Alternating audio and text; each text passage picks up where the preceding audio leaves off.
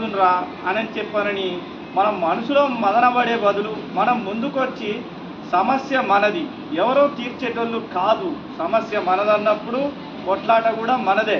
కాబట్టి కొట్లాడుకొని మనం రాజ్యాన్ని సాధించుకొని మనం ముందుకు వెళ్ళిపోవాలి.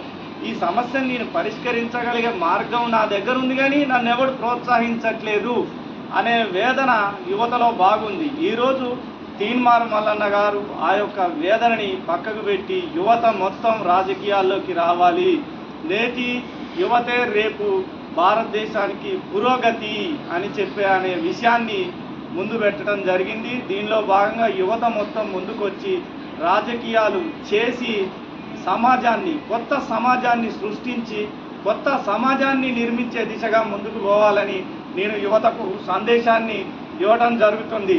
జై టీఆర్పీ, తీన్మార్ మల్లన్న గారి నాయకత్వం వర్ధిల్లాలి, తీన్మార్ మల్లన్న గారి నాయకత్వం వర్ధిల్లాలి.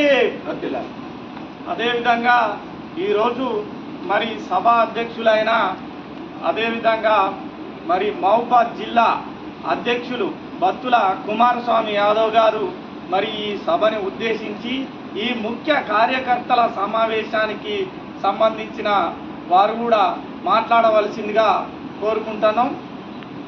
జై ఈరోజు ముఖ్య కార్యకర్తల కార్యక్రమానికి ముఖ్య అతిథిగా వచ్చేసినటువంటి ఐలయ్య గారు, రాష్ట్ర సలహా కార్యదర్శి, అదేవిధంగా జిల్లా యూత్ విభాగం అధ్యక్షుడు అనిల్ బాబు గారికి, మరి పాలకుర్తి నియోజకవర్గ ఇన్ఛార్జ్ దిగొండ బాలకృష్ణ గారికి, దంతాలపల్లి మండల అధ్యక్షులు కొండ వెంకన్న గారికి, ఈరోజు వచ్చేసినటువంటి బాధ్యత జిల్లా విభాగం కార్యదర్శిగా తీసుకున్నటువంటి చేతన్ గారికి, మరి యాకంతం గారికి, మరి చారి గారికి, అందరికీ నా యొక్క టీఆర్పీ పార్టీ జిల్లా మహిబాద్ కమిటీ తరఫున స్వాగతం, సుస్వాగతం.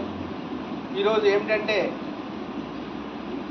మల్లన్న గారు చెప్పినటువంటి పని మనది, పదవులు వాళ్ళే అవుతున్నాయి. ఎన్ని రోజులని ఈ బానిసతత్వంలో బతుకుదామనే ఉద్దేశంతో ఇది ఇక నుండి అధికారం మాదే కావాలి, పదవులు మాయే కావాలి. వాళ్ళున్న అగ్రవర్ణాలు 6-7% ఉన్న వాళ్ళు 70-80% పదవులు అనుభవిస్తున్నారు.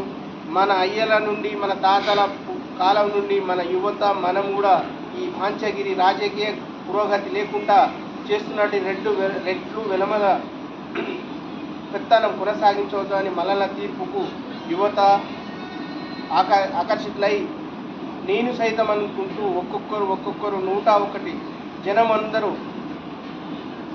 మళ్ళీ ఏకమై వస్తున్నందుకు అందరం సంతోషించదగ్గ విషయం. ఇంకోటి ఏమిటంటే మనందరం ఏకస్త్రమై వచ్చే 2028 అసెంబ్లీ ఎలక్షన్లలో బీసీ అధికార పార్టీ, రాజ్యాధికార పార్టీ మనదే, బీసీలదే అధికారం కాబోతున్నదని ఈ సభాముఖంగా తెలియజేస్తున్నాం. కాబట్టి ఈ యొక్క సమావేశానికి, ముఖ్య కార్యకర్తల సమావేశానికి వచ్చేసినటువంటి అందరికీ నా యొక్క ధన్యవాదాలు. జై బీసీ, జై బీసీ, జై మల్లన్న.